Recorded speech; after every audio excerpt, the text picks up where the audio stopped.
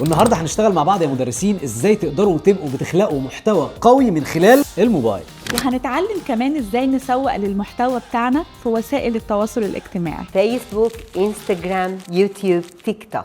هنتعلم ازاي نخلي الذكاء الاصطناعي يساعدنا في التعليم الفعال وتصحيح الامتحانات.